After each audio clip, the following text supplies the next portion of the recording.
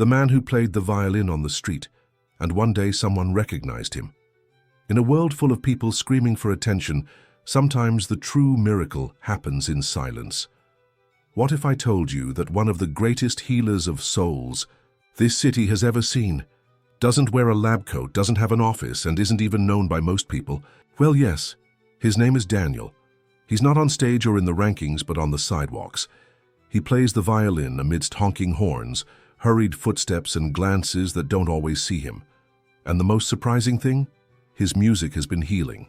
More than many expensive treatments out there. Yes, healing.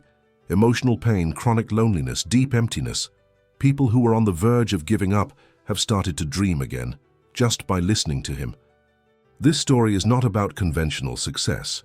It's about something that few people talk about, but everyone misses, being recognized for who you are and not for what you have. Daniel spent years invisible, until one day, someone really saw him, and that changed everything. But make no mistake, it wasn't luck. It was a rediscovery of the power that each of us carries within us. And that can transform the world around us, even if it starts with a single gesture. A sound, a choice, a violin note. Daniel is living proof that art, when made with empathy, compassion, and truth, is more than just aesthetics.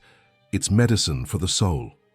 In this story, you'll discover how the invisible can be essential, how music can be a bridge to forgiveness, reconciliation, and even treatment for emotional and physical health. You'll be moved. You'll identify with it. And maybe, who knows, you'll see yourself in this simple man who, even without meaning to, taught the world that healing doesn't lie in the spotlight, but in the affection that comes from those who dare to continue, even when no one is watching. It was one of those mornings when the world seemed to want to swallow us up. It was so noisy. Cars honking mercilessly, hurried footsteps on cracked concrete, voices crossing the street like urban thunder. And there, right in the middle of the chaos, was Daniel, a thin man with sun-tanned skin, curly, disheveled hair, and eyes so deep brown they seemed to contain all the stories in the world. He sat with his violin on his knees, his worn but clean clothes revealing a silent zeal. His thin, calloused fingers glided over the strings with a delicacy that mixed technique and tenderness. It was as if his soul was searching for something beyond the rush. With each note, the universe seemed to remember to breathe. There was empathy in his gestures, a sincere kindness in his hunched posture, as if offering affection without fanfare. The sound coming from his violin had the tone of the wisdom of someone who has lived a long time. And for an instant, the urban noise gave way to poetry. A poetry made of silence and melody, cradled by a courage that rises even when the world seems indifferent. Among those who stopped was a lady with trembling hands, a worn-out backpack, and a look that mixed fear and loneliness. She approached as if asking permission to exist, and upon hearing the violin, her eyes filled with tears. Not from sadness, but from that emotion that only a true encounter provokes. Daniel, with his serene manner, played as if he knew her pain, even though he had never seen her before. It was the sound among the noises that connected them, a sound that spoke of forgiveness without saying anything. That morning, amidst so many hurried steps, two human beings found shelter in each other, even if only for a few minutes. And there, in the middle of the street, a small reconciliation with the world was born. It was the power of kindness, manifested in a simple song. Daniel did not play it for money, but out of the need to offer something that made sense. And that was inspiration in its raw state. It was love in motion. It was pure humanity. There was no glamour, but there was truth. And the truth, when it arrives with a bang, soft but definitive. How many times do we forget to listen to what really matters? How many times do we let the noise of haste, anxiety, and insecurity drown out the whisper of what gives meaning to life? The truth is that deep down, everyone is searching for that hidden sound. Whether it's in a child's laughter, a sincere good morning, a forgotten book on the shelf, The Little Prince and Invisible Cities are great starting points, or that unexpected piece of advice that comes when you least expect it. The sound among the noise is also the courage to stop in the middle of the crowd and simply listen. And listening is an act of humility, respect, and love. It is the wisdom of those who know that we don't learn just by talking, but mainly by listening with our hearts. Those who listen to the sound among the noise also listen to themselves, and it is at that moment that change begins, almost imperceptibly, like a seed thrown into the wind. But like all good seeds, it will sprout, maybe when you least expect it. Daniel used to say, even when no one asked, that silence was his greatest teacher, and he wasn't exaggerating. After so many years playing on the city's sidewalks, he had discovered that there was a huge difference between being silent and listening to the silence.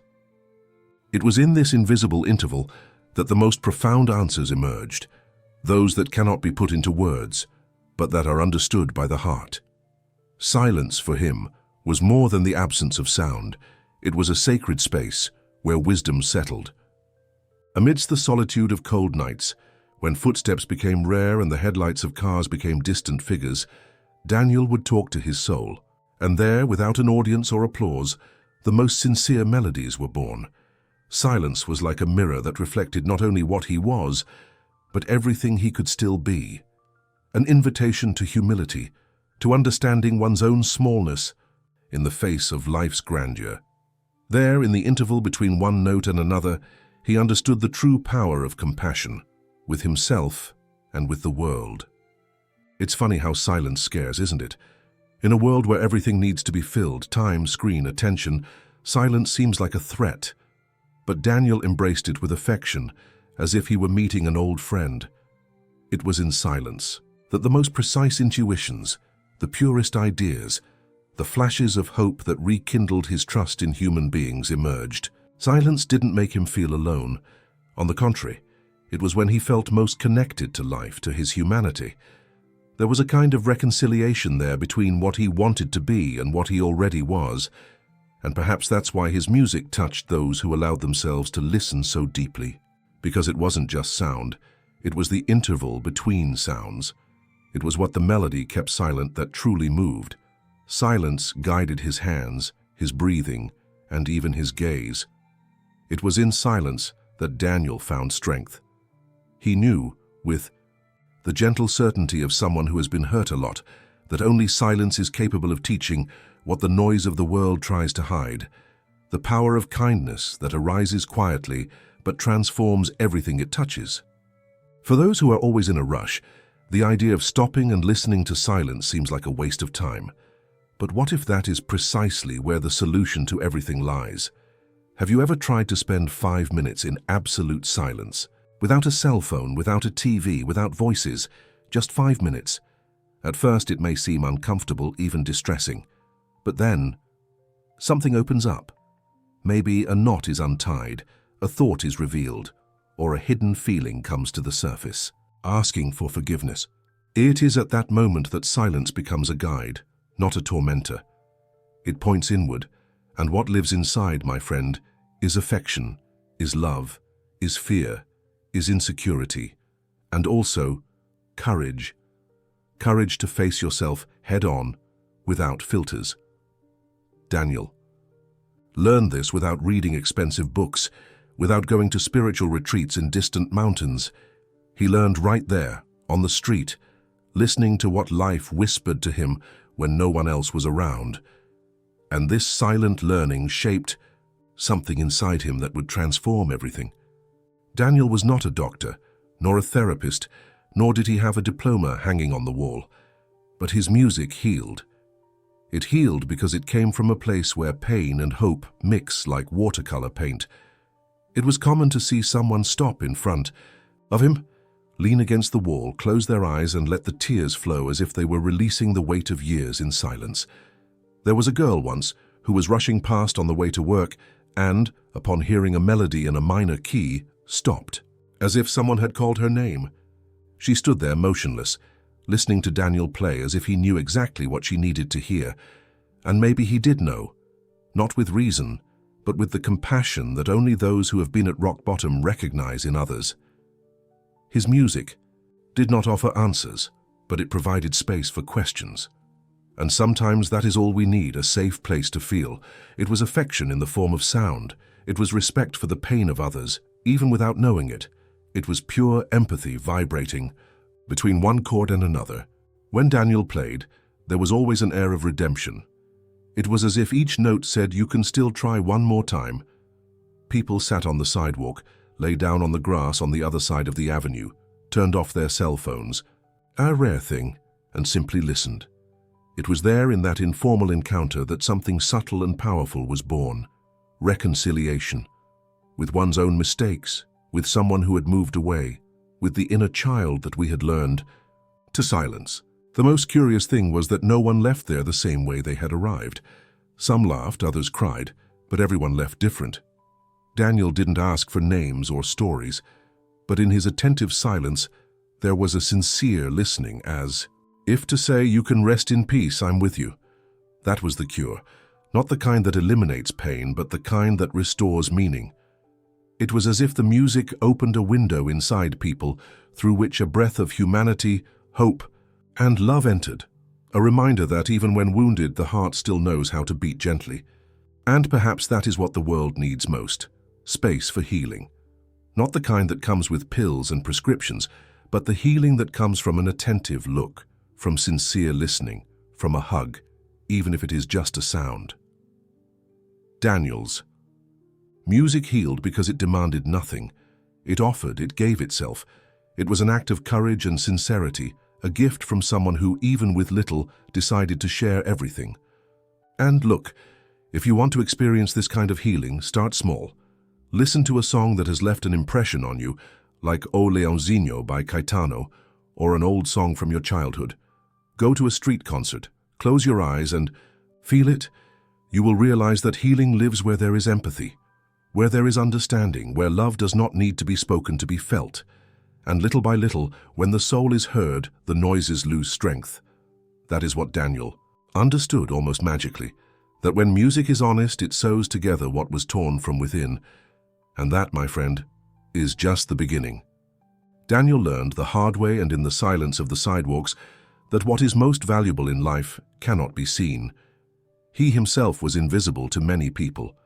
So many people passed by him as if he were part of the street furniture, as if he were a lamppost, as if he were a trash can. But what lived inside him, oh, that was huge.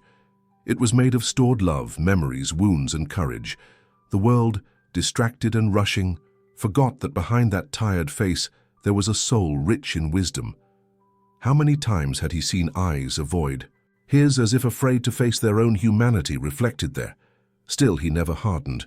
He continued to offer his art with kindness, with empathy, because he knew that what transforms is not what impresses, but what touches. And what truly touches is not seen with the eyes. It is affection in its purest form, a smile from the corner of his eye, a look that holds, a silence that welcomes. Daniel was a master at offering the essential, even when no one asked for it. It was strange how sometimes a simple gesture was enough for someone to feel seen. A nod, a genuine "good morning," or the way he offered music, not expecting money, just connection. That was an act of profound respect for the other person's presence. He had already understood that people's greatest hunger was not for food, but for belonging. People wanted to be noticed, they wanted to be remembered, they wanted to feel that they mattered. And this hunger is invisible to the eyes, but screams inside the chest. Daniel, with his disarming calm, made humanity blossom in the most hurried of passers-by. Sometimes a child would stop to listen and pull their parents along. Sometimes an old man would sit next to them in silence, just to feel that he was not alone. That was compassion in practice. It was a form of reconciliation with the world, where no one had to say anything, but everyone left feeling something that had been missing for a long time, the feeling of being welcomed. And the most beautiful thing? Daniel didn't need to explain any of this, he just lived it, and that taught us more than 1,000 motivational speeches. Because what is essential is not shouted, it is demonstrated.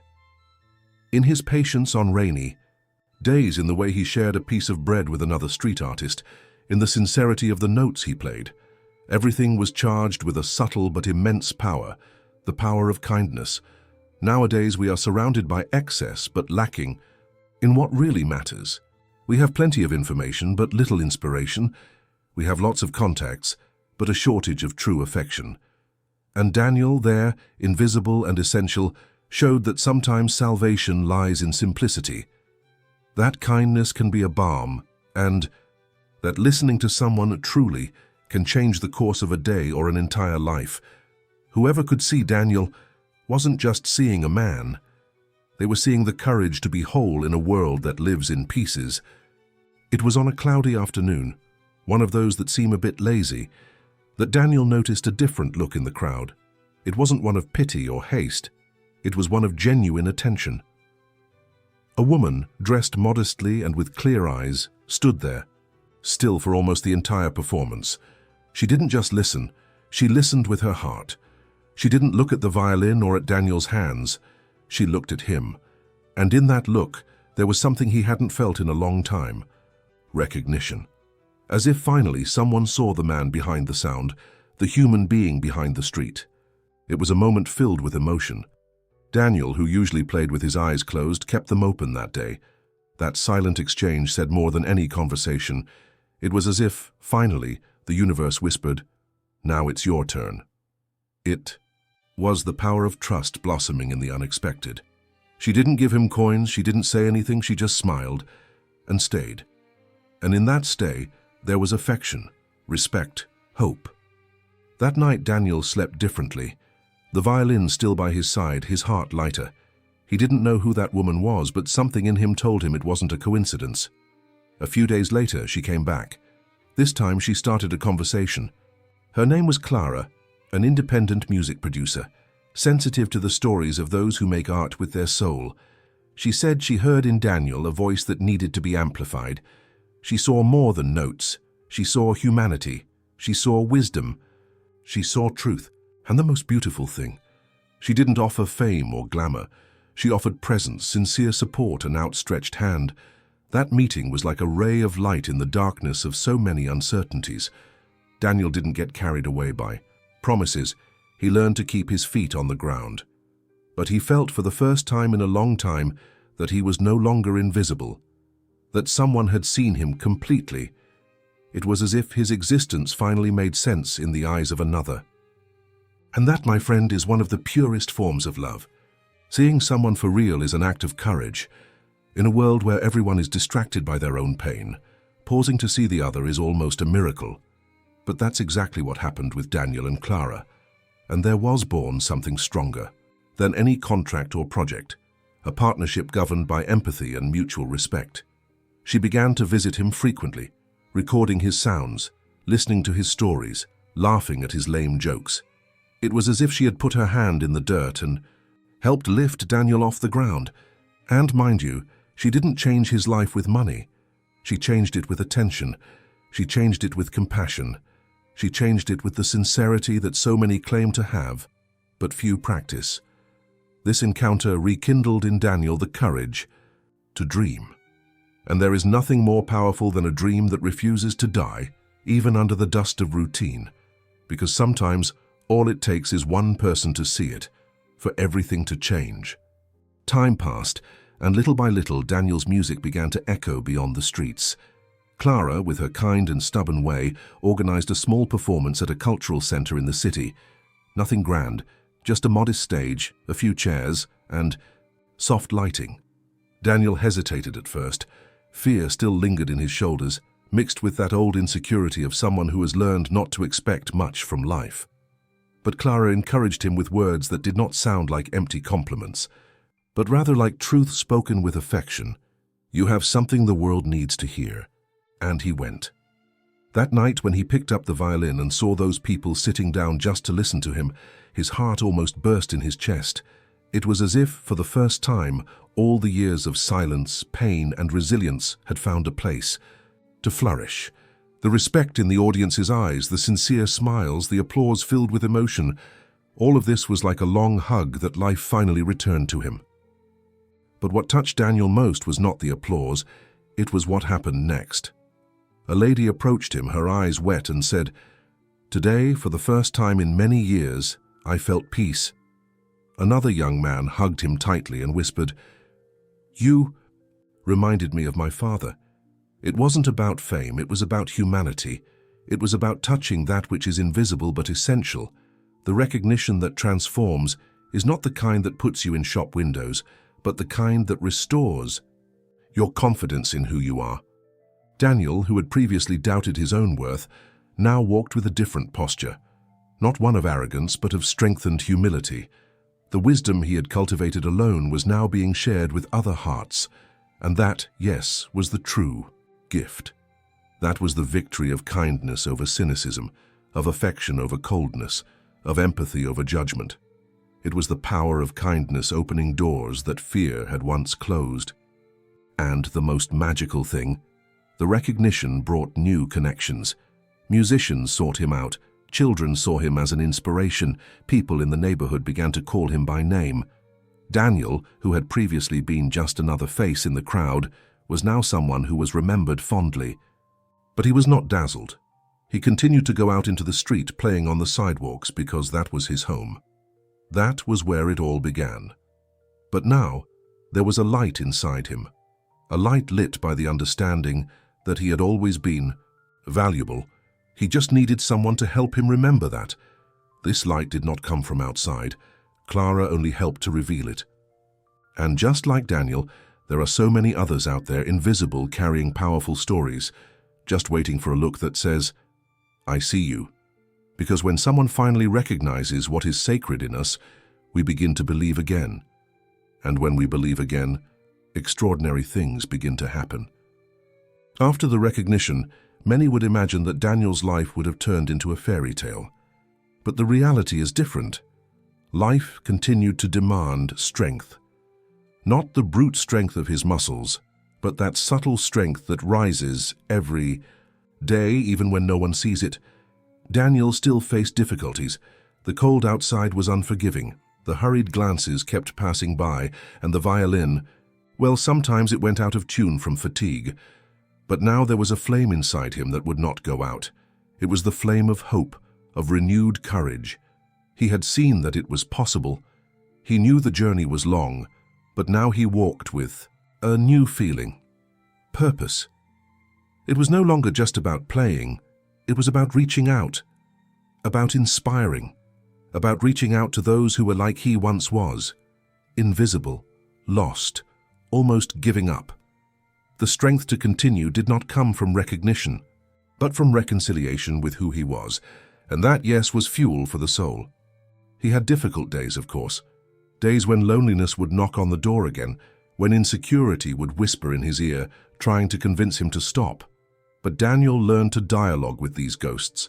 He learned to embrace fear without letting it dominate him. When this happened, he would take a deep breath, close his eyes, and play to himself.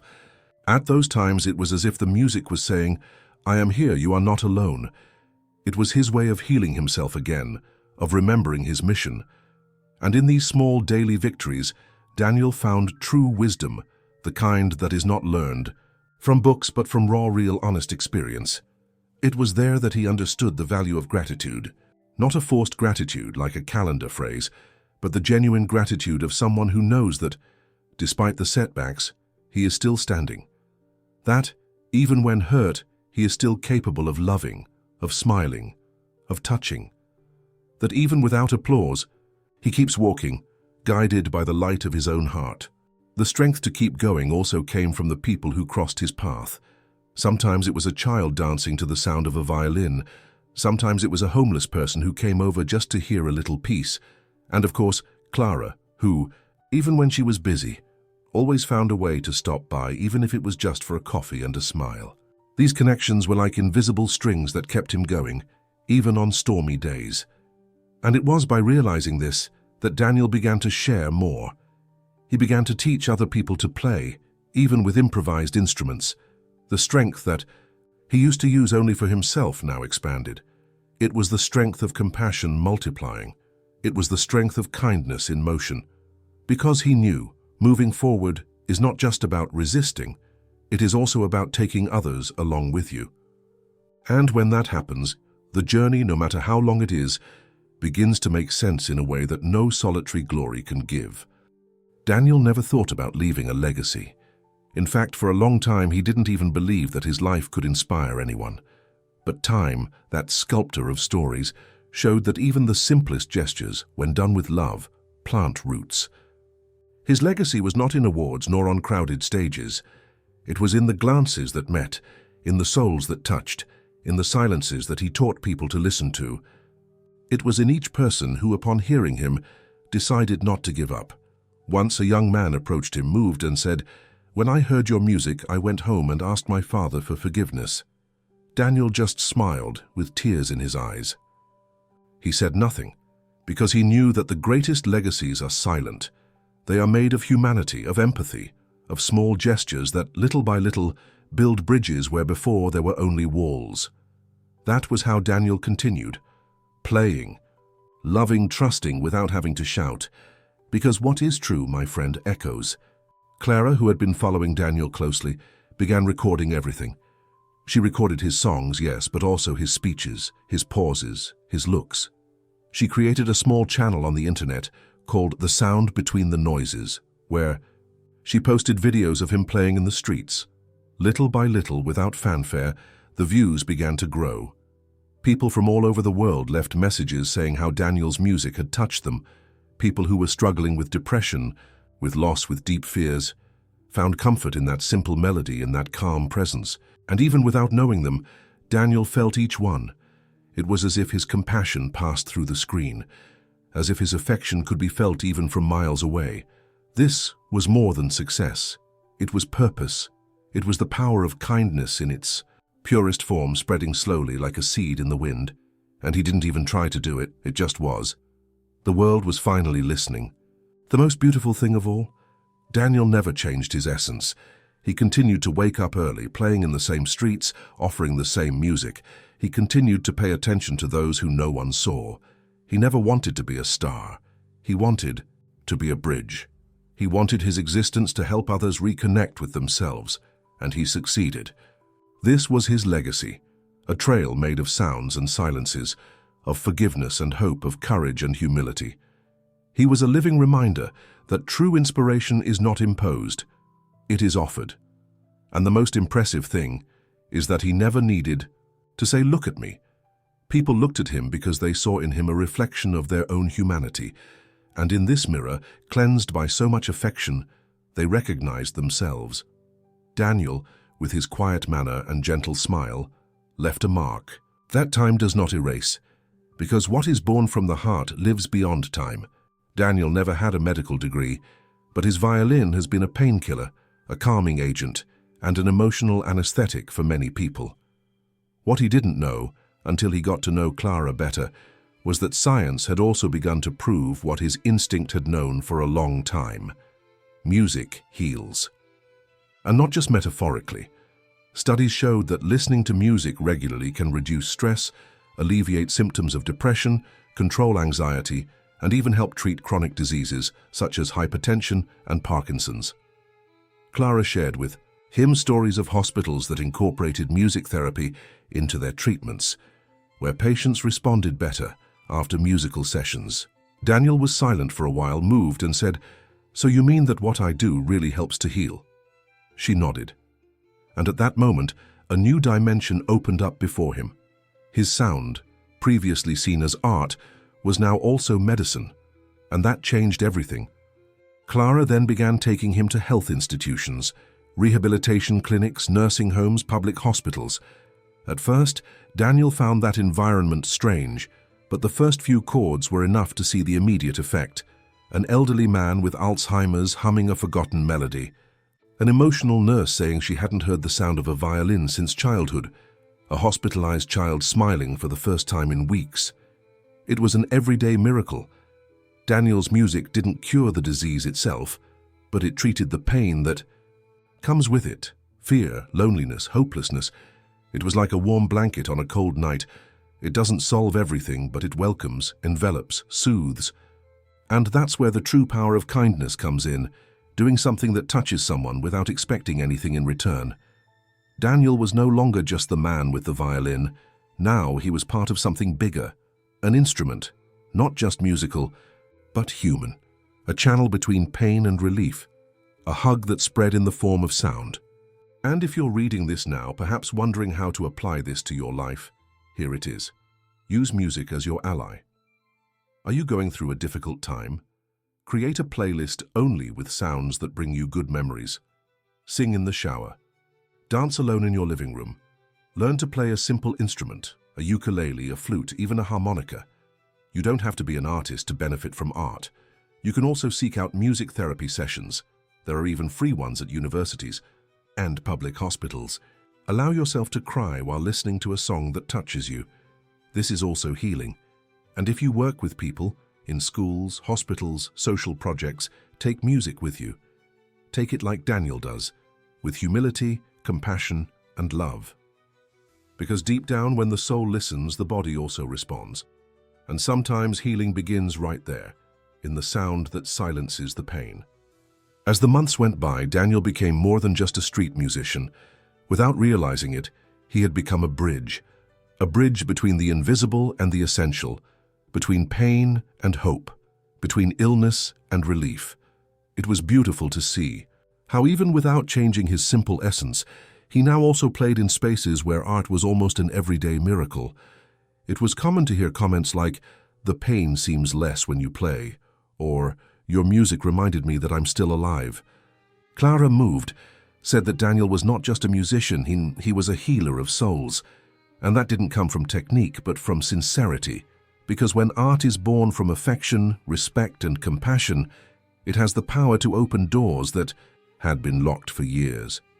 There he understood that art, when lived with wisdom and humility, is a medicine that costs nothing, but is worth everything. It is the language of humanity in its purest form. Inspired by everything he had experienced, Daniel created a small project called Notes That Care.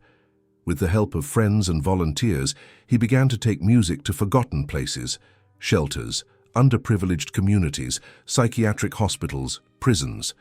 It was the same violin, the same serene posture, the same loving presence.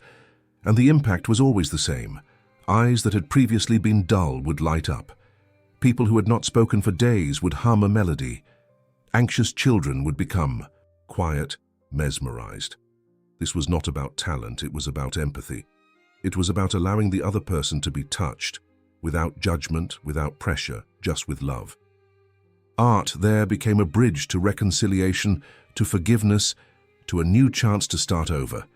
Daniel knew that he would not change the whole world, but he also knew that by transforming a single moment of pain into emotion, he was already fulfilling his role. After all, the power of kindness is not in how much you do, but in how you do it. And perhaps that is the great inspiration that remains.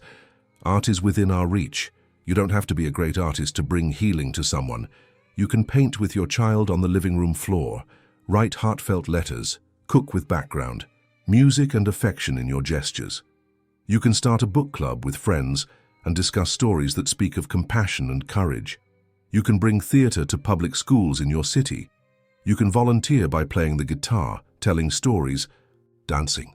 Art, when born with a purpose, becomes medicine, the good kind. Daniel is living proof of this. He who began as a sound lost in the noise became a reference of inspiration, humility, and humanity. And you? What art sleeps inside you, waiting to become a bridge? What gesture of yours could be the next step in someone's healing journey or in your own? Sometimes it all starts like this, with a simple note, played with love. And now that you know Daniel's story, tell me honestly, how many times have you walked right past someone who just needed to be seen? How many times have you silenced your own art because you thought it wasn't enough? The truth is that we all carry a unique melody within us, but not everyone has the courage to play it. And the world is thirsty for it, for sincere voices, for gestures of kindness, for affection shared without self-interest. You can be that change. You can be that bridge. And more than that, you can start today. When was the last time you used something you love to heal someone or yourself? Do you have any idea of the power that exists in your hands, in your gaze, in your attention? Daniel's story reminds us that what is invisible to the eyes can be essential to the heart. That art saves, that compassion transforms, and that the courage to continue, even without an audience, is one of the greatest forms of self-love. So tell me, What is stopping you from putting your melody into the world? Fear, insecurity, lack of recognition? Well, start anyway, like Daniel did, like so many people need you to do. And if this story touched you in any way, if it made you think, if it moved you, if it inspired you, share it. Comment below. What do you feel is invisible within you and needs to be recognized? What art, pain, or hope do you carry in silence? I want to read your story. And more, subscribe to the channel, turn on notifications, and stay with us. Because here we don't just tell stories, we awaken voices. And you can bet, the next story that will touch the world could be yours.